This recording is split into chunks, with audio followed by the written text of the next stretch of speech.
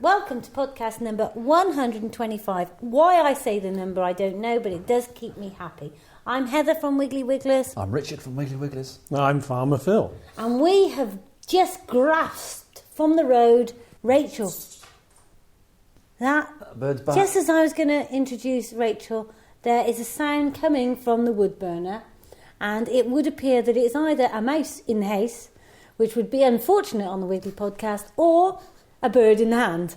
Richard, could you please take off your microphone and go to the wood burner and investigate? We did a minute ago. Try and keep calm. No, we didn't do it a minute ago. Because this is the time of year when birds are nesting. Everything's. I noticed everything is going bananas at the moment, trying to find suitable nesting sites. And as I look in here, thinking I might be accosted by the bright eyes of a great tit, I'm getting nothing.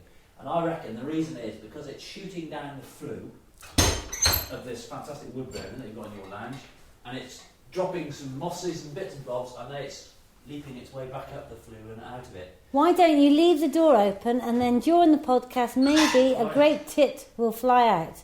Excellent. You can't beat great tits flying out.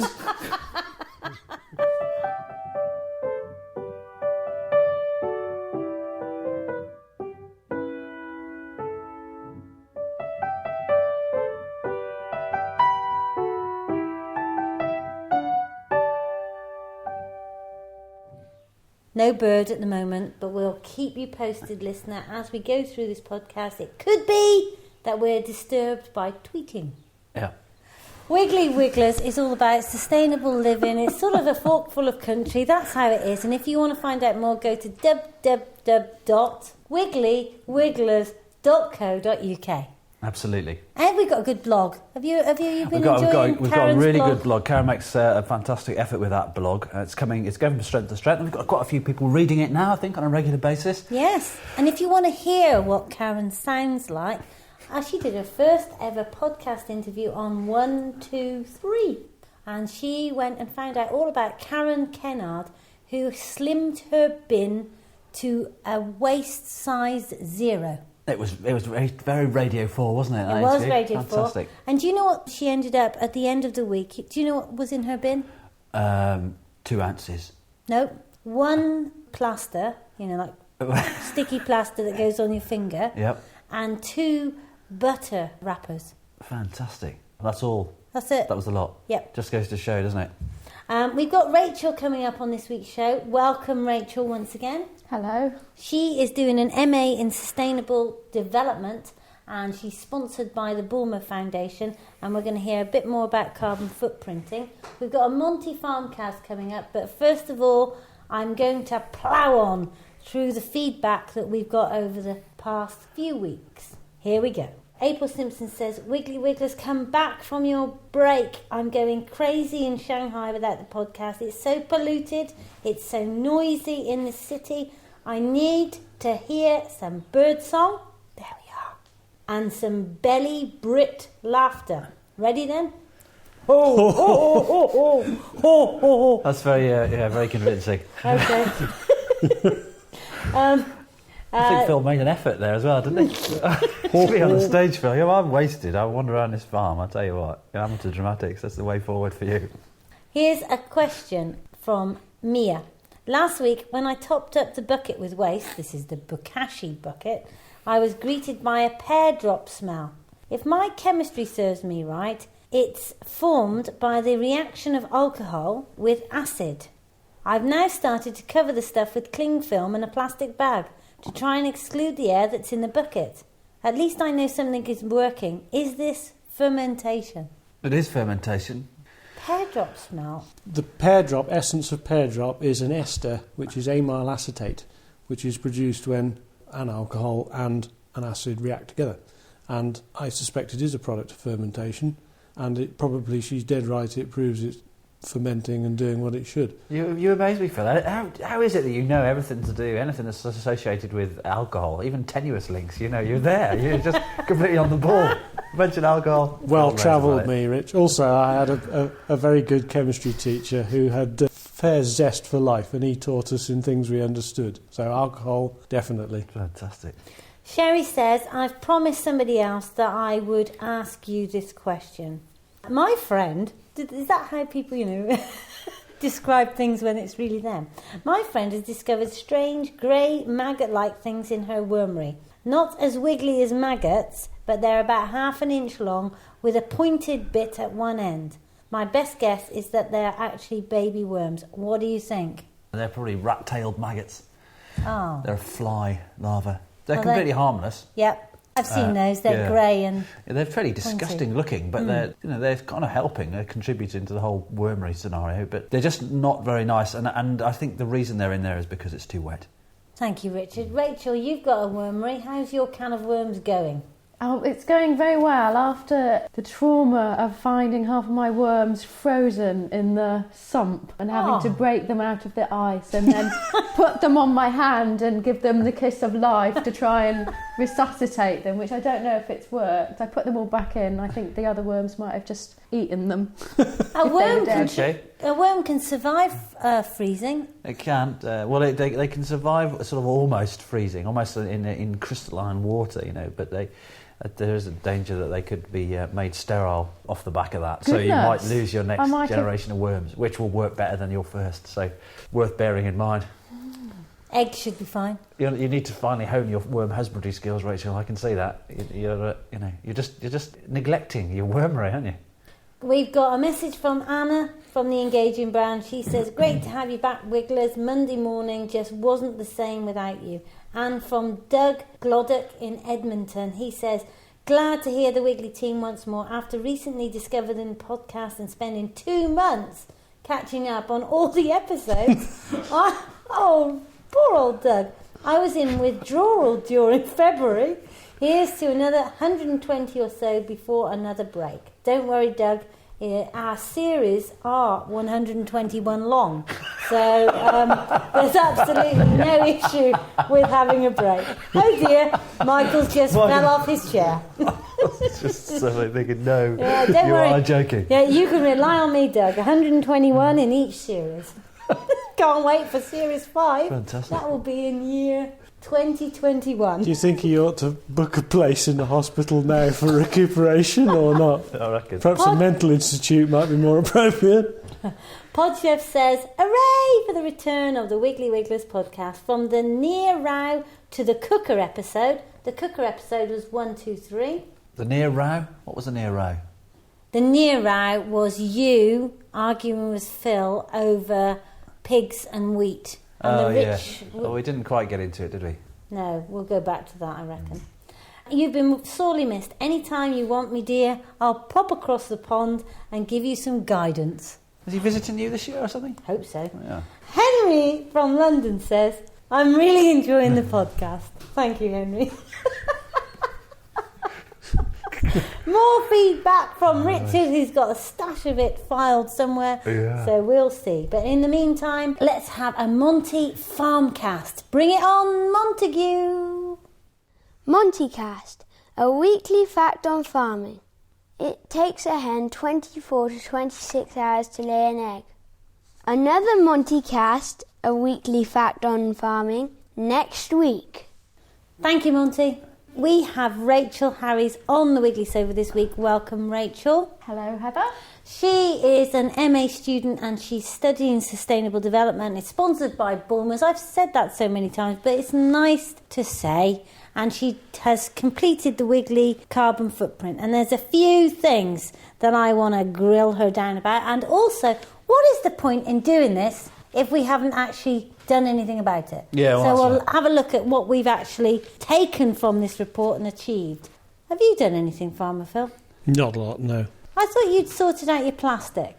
I have sorted out my plastic, but I haven't sorted out what to do with it because I'm at odds with the authorities as to what I'm allowed to do. Well, it might be that. Might be a little bit of tightness creeping in as well, which I think probably leans more towards tightness than anything else. Okay. It's a bit harsh coming from you, Frugal Fishbone.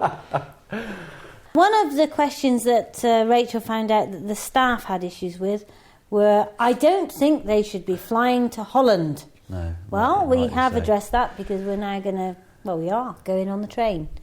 So that's sorted. The cling film for the wrapping pallets can't be good for the environment, says somebody. Have we addressed that? Well, we've addressed it to the extent we've got a new place for it to go. So it's been segregated from the other types of plastic in our plastic recycling scheme. But unfortunately, one of the only ways that you can be sure that a product stays intact and in good condition is it's wrapped in a certain way. And we've looked closely at genetically modified packaging, using the cornstarches and things like that. But of course, we don't want to get involved with GM, so very difficult. We are involved with GM because, and everyone in the whole of Britain is involved in GM because we're eating GM products, whether we like it or not. Yeah. Our animals are eating GM products. But consciously, we're trying to get away from it.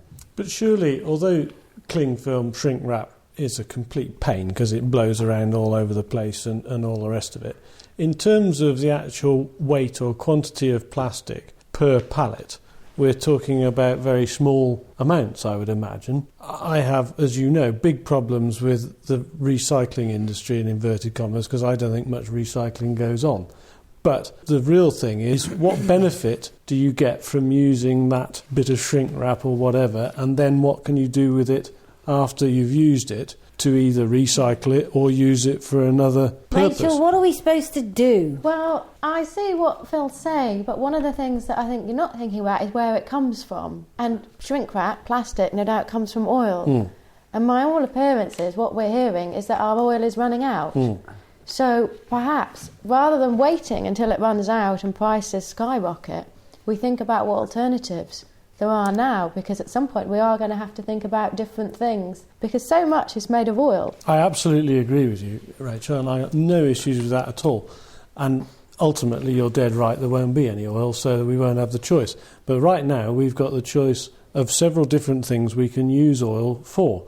We can use it to make new plastic, we can use it as a straight fuel, either to heat the place, generate power, or to put in our cars. Now, my point is that rather than using oil to recycle plastic or move it around the country or the world to recycle it, plastic is essentially oil in a slightly chemically modified fashion with some pollutants. Why can't we use the plastic as the fuel point source to, say, heat our premises, save and use new oil to make new plastic as a like much more efficient... composting. Exactly. Burn plastic. And instead of burning oil... Is it going to work? I mean, that's an interesting point, because I had this same kind of problem with recycling when I was like, well, we're not actually recycling. All we're doing is we're separating our waste and putting it on our doorstep. And then, for all I know, it gets shipped to China and burnt anyway. But we actually, as part of my course, we got hold of a document from Herefordshire Council which showed all of the things that they recycle in Herefordshire and where it goes. And I can't remember exactly, but the majority of the things that get recycled in Herefordshire are recycled in the UK. And so I was really pleased to find that out. I would agree with you if I thought I could believe Herefordshire Council. And the reason I cast doubts about that is that a friend of mine did some research into a plastic recycling facility in Wales, and this was part of catchment-sensitive farming and agricultural waste and so on. And they found that they recycled a small amount of plastic just so that they could say they did, and the rest went to China. And so that these parasitical firms are just collecting the political dibs for producing a percentage.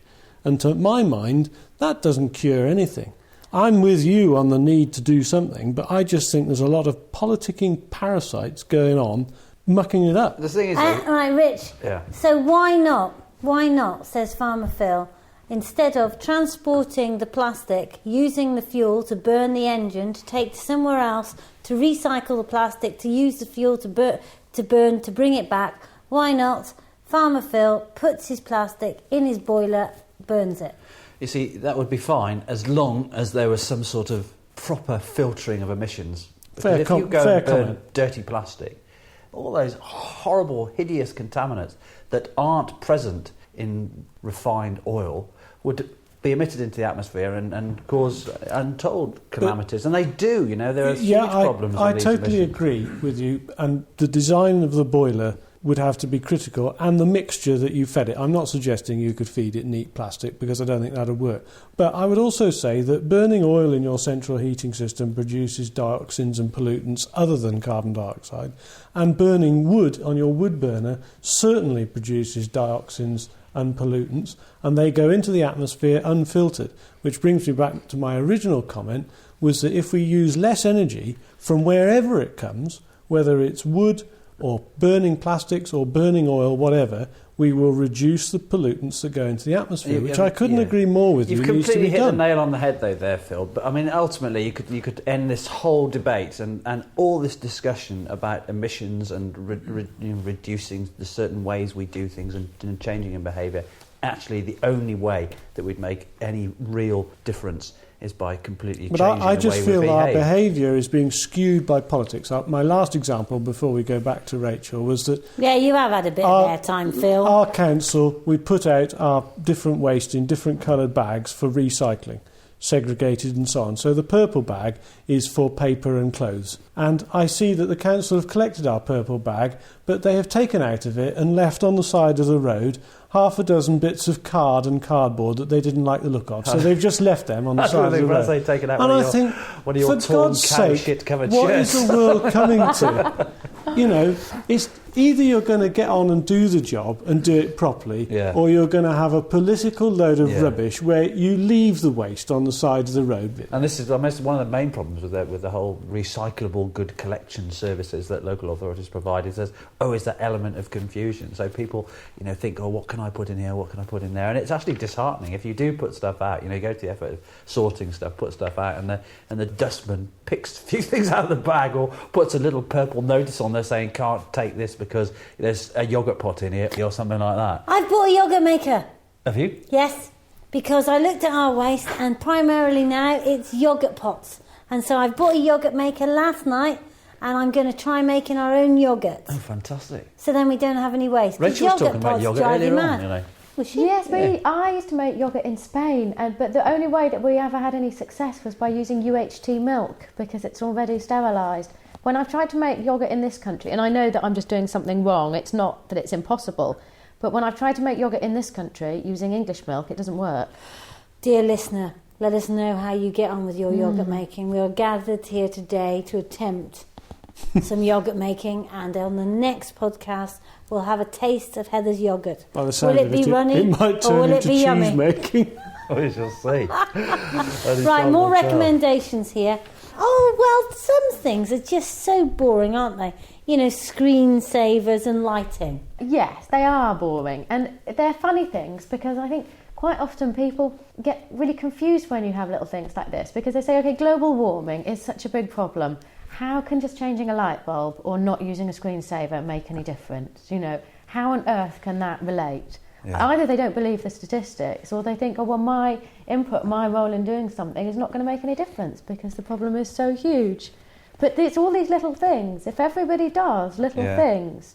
I mean, this is what I found when I was here. At the end of my month, I thought, gosh, I really thought I would change Wiggly Wigglers and come up with these amazing solutions and alternatives. And at the end of it, I was just like, these are just little solutions. These are just little improvements. But that's how it starts. It's infectious, though, isn't it? The whole moralistic thing is very infectious. I mean, it's so inspiring to have Hev go on Eurostar, for instance, because then you must feel a real sense of achievement from that.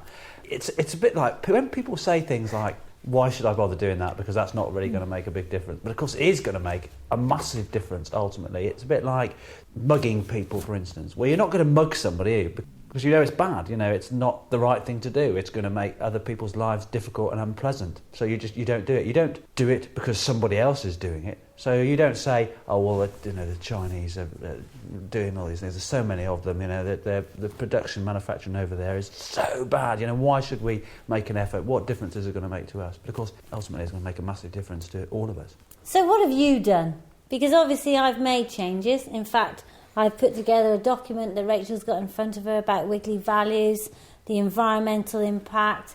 I've changed my mode of travel to go on the train. And yet, what have you done?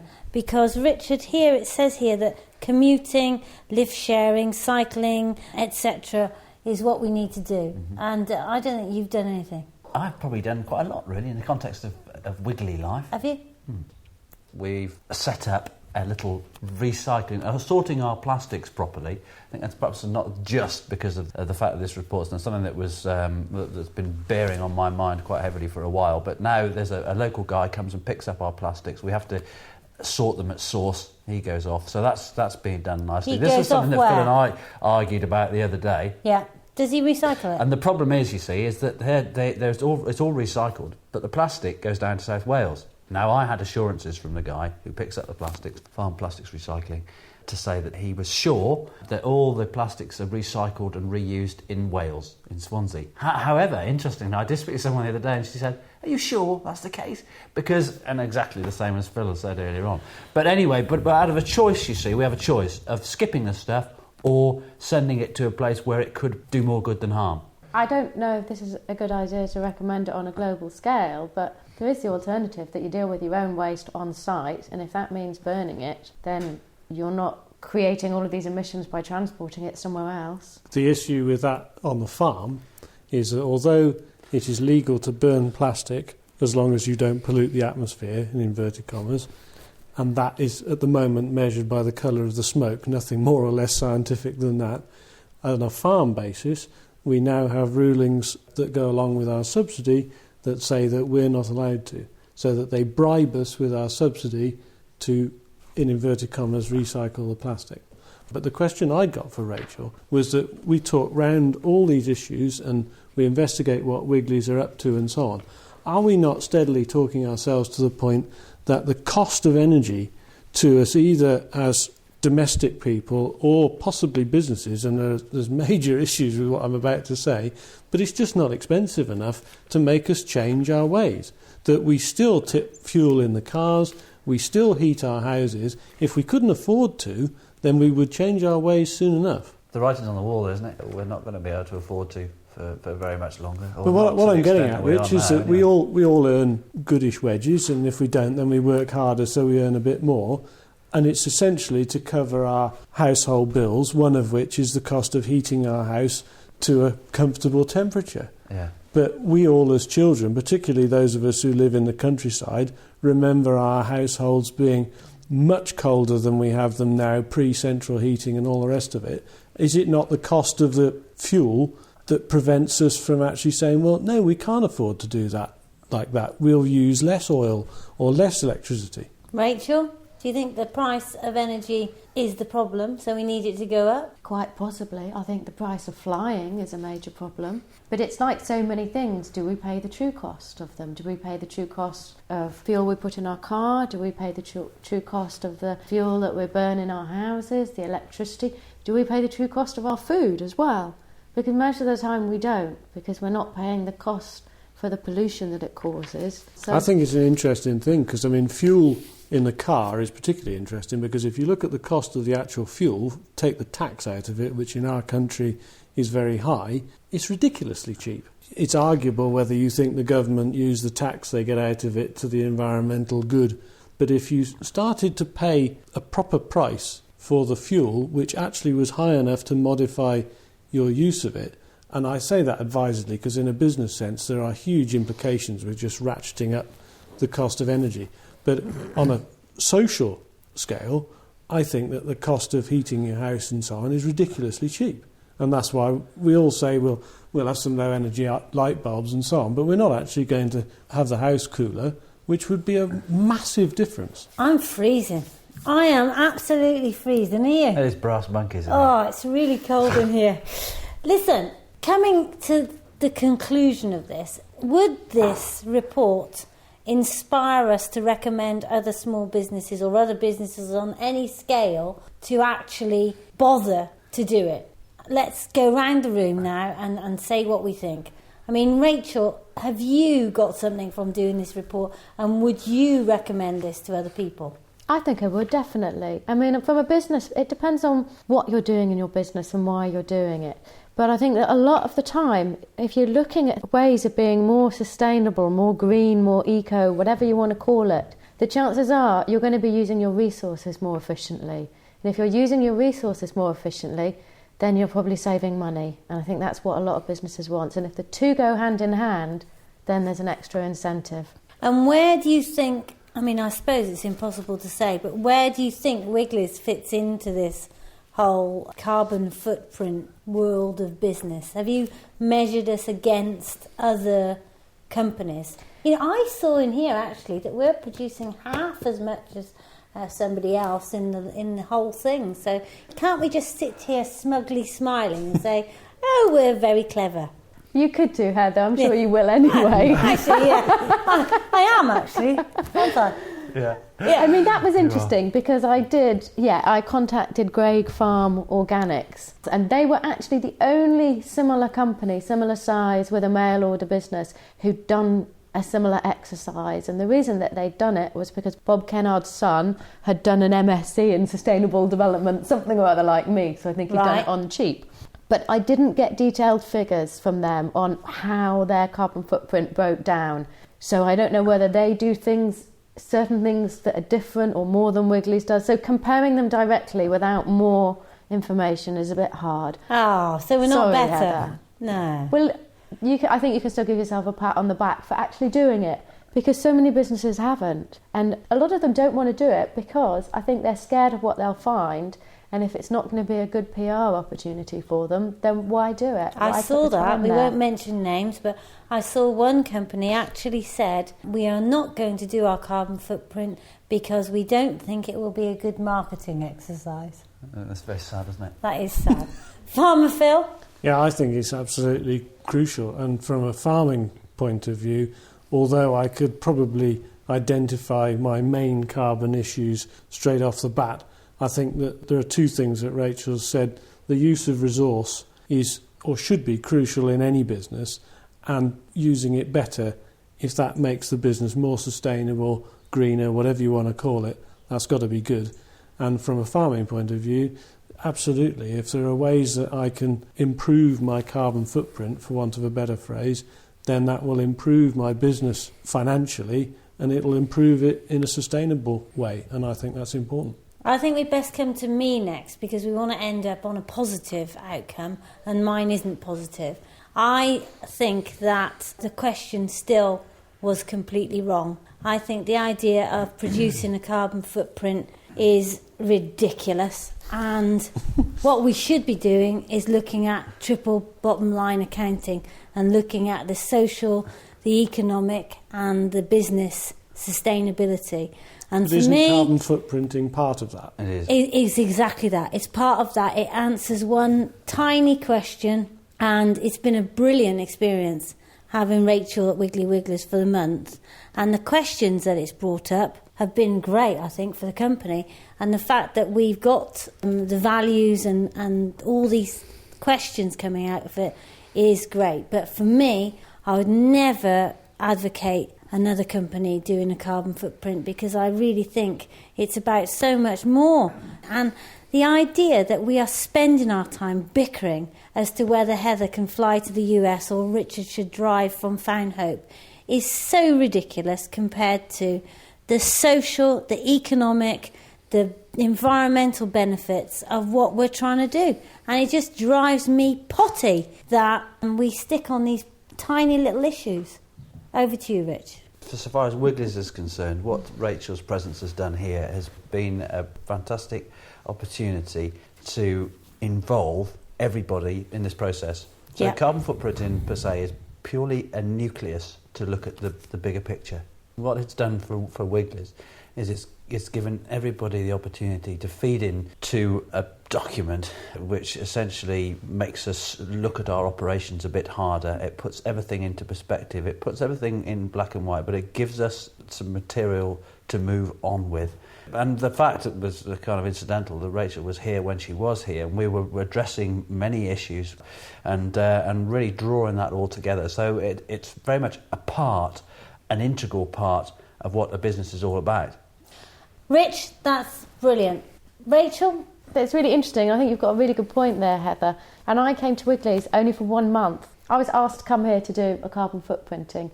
If you'd asked me to come here and do a sustainability audit, I'd have done that for you as well. Brilliant. Rich? But you have, haven't you, in a sense? That's exactly what you have done. And the reason that you were asked to do a carbon audit is that, interestingly, Wiggly's isn't like any other companies. So our feeling was that we should perhaps indulge in something superficial that other companies do indulge in, like carbon footprinting, for instance. Yeah, we were practising, weren't we? Yeah. And what it's actually given us, this document here, which if anyone would like it, it is available for anyone to read. And there we are, the carbon footprint of Wiggly Wigglers is here.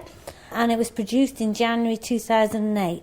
And I think what it is a great inspiration to move on and actually look at more issues and be able to look at the benefits of the business as well as the... I think it's a working document, isn't it? Working document, like it. So thank you very much, Rachel. I wish you well with your MABACADA EA. MA in Sustainable Development Advocacy. Thank you, Heather. Thank you, Rachel. And hope that we'll go on to think about triple line, bottom line accounting at some point. Right. Bye. Bye. Bye from me. Then it's bye from me.